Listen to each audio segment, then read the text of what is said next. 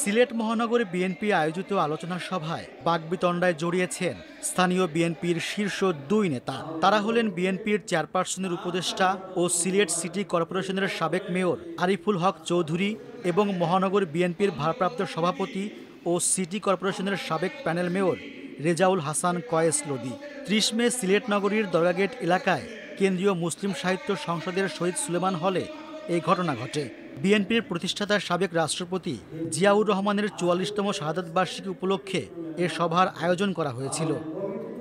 জানা গেছে, প্রধান অতিথির বক্তব্যের সময় আরিফুল হক অনুষ্ঠানে দলের জ্যেষ্ঠ সারির নেতা অর্থাৎ বেশ কয়েকজন সহসভাপতি ও যুগ্ম সম্পাদকের অনুপস্থিতি নিয়ে ক্ষোভ প্রকাশ করেন। পরে সভাপতির বক্তব্য দিতে এসে রেজাউল হাসান কয়েস লোদি তার বক্তব্য ফেসবুকে লাইভ না দেওয়ার অনুরোধ জানিয়ে আরিফুল হক চৌধুরীর উদ্দেশ্যে কিছু কথা বলেন। এরপরই তাদের মধ্যে বাকবিতণ্ডা শুরু হয়। এ বিষয়ে জানতে চাইলে আরিফুল হক চৌধুরী প্রথম আলোকে বলেন, দলের প্রতিষ্ঠাতার শাহাদাত বার্ষিকীর অনুষ্ঠানে কেন গুরুত্বপূর্ণ নেতারা নেই এ প্রসঙ্গে আমি বক্তব্য দেই, অথচ কয়েস লোদি অপ্রাসঙ্গিক বক্তব্য দেওয়া শুরু করেন।